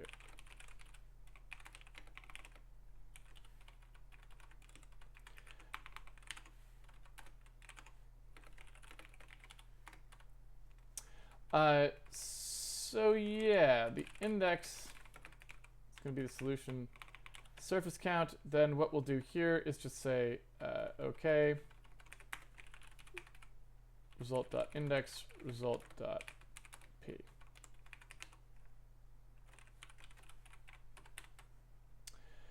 All right, so then when we do raycast result here,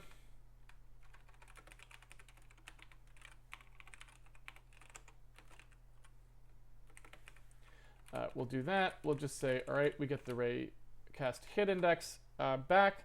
We do exactly what we were doing before. But now what we can do is we can take the closest distance squared to the point that was hit by the ray, right? So what we can do here is say closest distance squared and closest point index. And then what we do is as we loop through here, I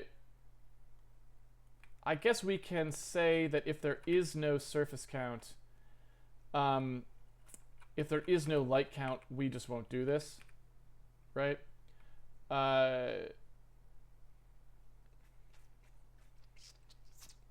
That seems reasonable. So we can say if closest point index, do it, otherwise don't. So in here what we'll say is, all right, here's where this is the point index we're testing. We don't need this sample power or this hit point. Oh, I guess we do need the hit point now. We're actually going to use it. We're going to take a look at that lighting point for this point index. Well, again, then we'll do the distance squared here. We'll do a length squared function on the ray point where we hit. So this is where we hit on the surface versus the point that we're testing and wherever that point is. So it's going to be scattered somewhere on the surface, right? We're going to take the length squared there and see, and once we have that, we'll compare them and take whichever one is best. So if the closest point that we've seen so far is actually further away, okay, then we will go ahead and record that as the new closest point, and that'll be the only one that gets added to, the only sample point that we'll actually add to. And I think that's it. So this will actually distribute the light on the surface depending on where it hit to a more or less appropriate sample in theory. Now, when I'm looking at the results here, it doesn't look like it's doing. I'm not getting any gradient wash really there, which is odd. So I feel like we're still doing something a little wonky here, like we're not. It still feels like we're adding them all uniformly. You know what I mean? Or that maybe our sampler is not actually using the samplers, not using all the samples. I'm not sure. Let me take a look and see where we're at with our sum light function.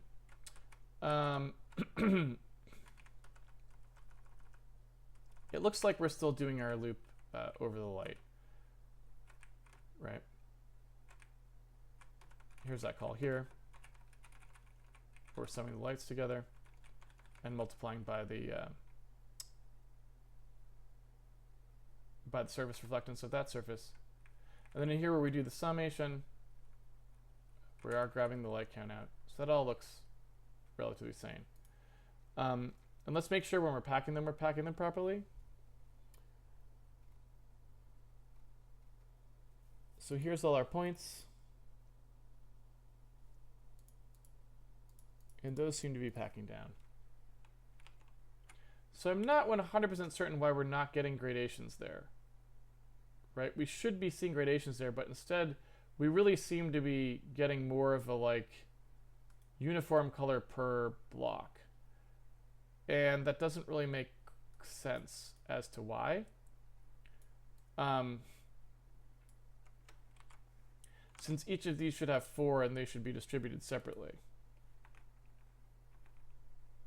So something's a little wonky there.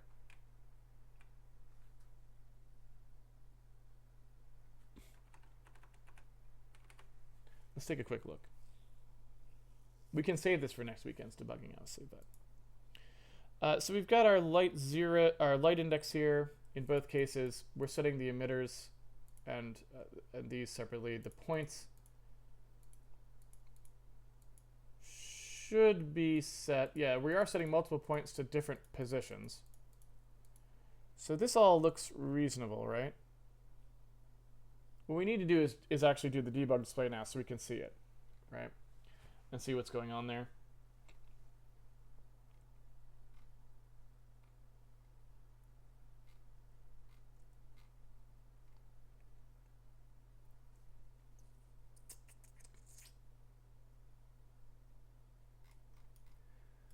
Because that all looks fairly sane to me, but there should be no way for us to be having the same color across the surface when there's 4 separate interpolation regions, right? That just doesn't make any sense. So something is busted about the way we're doing it, but I'm not sure what. And we're only doing one accumulate sample here when we get a hit on a surface. So that seems a bit weird, right? Doesn't make a lot of sense.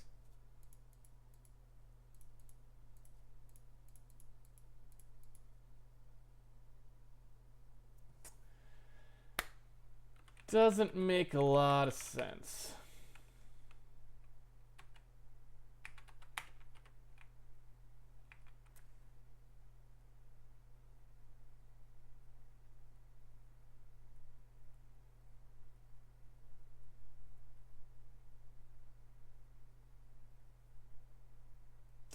Well, I'm going to go ahead and go to the Q&A either way, because this may, what I want to do, I think, and what is probably the right thing to do, is to go make the thing that draws the sample points so we can see exactly what they're showing.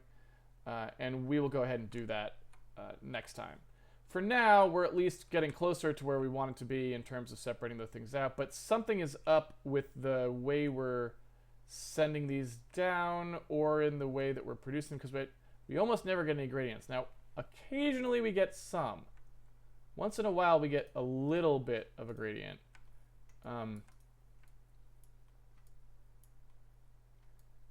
But it's pretty rare.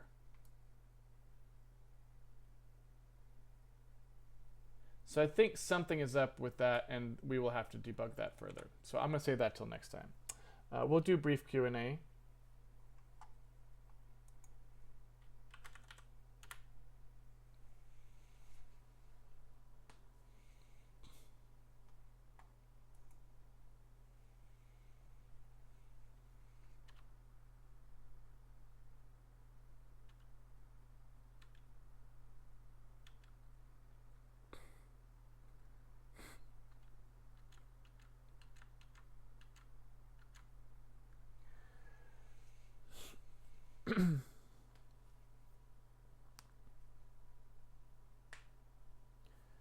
Canuckles asked, short of a manual comparison, how do you obtain an enum field's name by supplying a corresponding numeric value, e.g. 1 is Sunday? Yeah, I mean, metaprogramming is the only answer for that, because C++ has been so derelict in supporting obvious introspection abilities and reflection abilities in the language.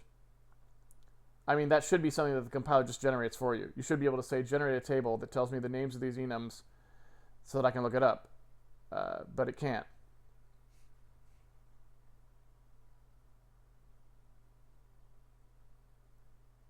If you have a gigantic struct printf of which one automate in the way of not having to manually list all its fields, metaprogramming is the way to go here, right? Probably take the difference. Yeah. I mean, I showed how to do that on the stream, right? In the metaprogramming stream I did, I showed how to parse C and output the struct definitions, right? So that's your only choice. And again, it's just because C++ is an absolutely pathetic language.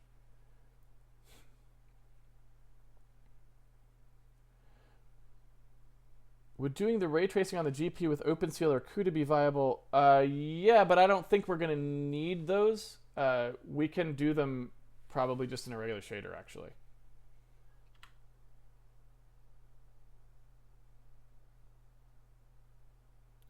Do you have any issues with the Microsoft C runtime library in Windows? Do you think memory management could be improved?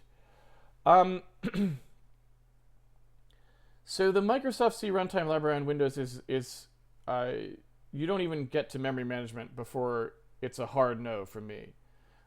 They still have not figured out a way to let you ship with the CRT reliably. It's a disaster. I mean, I can't tell you how many programs have to run an installer to like first install the right DLLs to use the CRT on Windows. Statically linking with it mitigates some of these problems, but not all. So I just don't ship things with the CRT. I just don't. There's no point to it. Doesn't give you anything. Once you replace a few functions, there's no point to it. It's just a giant liability, right? So the Microsoft CRT is like a hard no. I don't ship things with it, and I don't like it.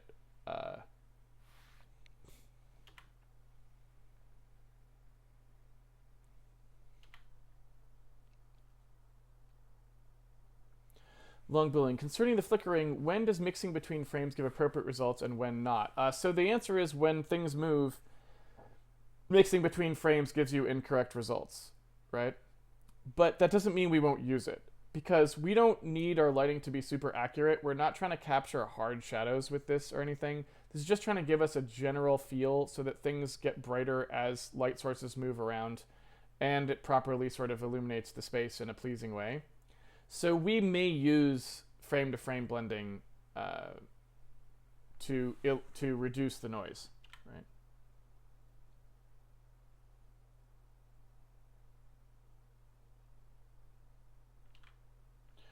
Gary Johansson. So mentioning this is probably a bit premature because I haven't looked into it very thoroughly, but there's a CPU implementation of OpenGL and DirectX called Swift Shader. Could be useful for debugging purposes.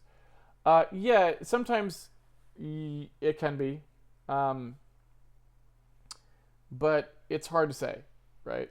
Sometimes it's a specific aspect of the card or driver that you're working with that is causing the bug, and so sometimes it's hard to utilize the software path for debugging those things. And also you have to make sure the software path actually supports everything you're doing, which it often doesn't. But yes, if you can find a complete software stack with source code that you can step into, sometimes that can help you validate what you're doing, right?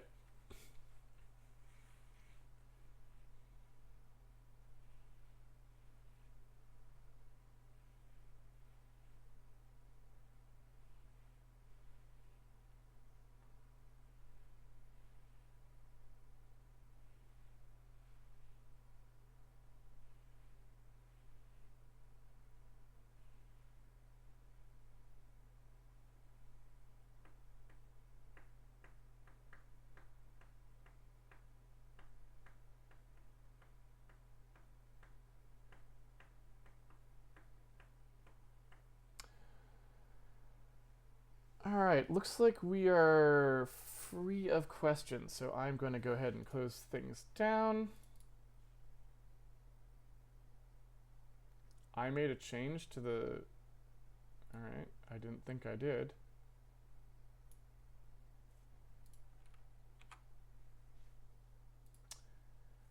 Okay, thank you everyone for joining me for another episode of Handmade Hero. It's been a pleasure coding with you as always. If you want to follow along with the episodes at home, you can always pre-order the game and it comes with a source code so you can follow along.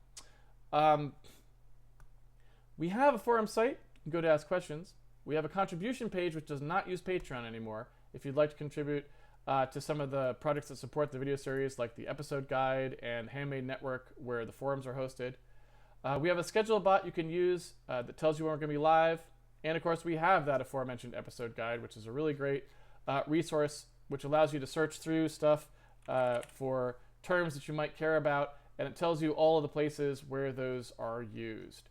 That's about it for this weekend. Next weekend, we're heading into the holidays. So the holiday schedule for Handmade Hero, it's obviously Christmas time around here in Washington. The schedule may fluctuate. I'm not sure when we'll be streaming or if we'll be streaming, so there might be some days off. I'm not sure. So definitely check the schedule bot for the schedule if you're interested in catching live streams over Christmas break, because they may move around or who knows what will happen with them. That's about it. Until next Handmade Hero, have fun programming, everyone, and I'll see y'all on the internet. Take it easy, everybody.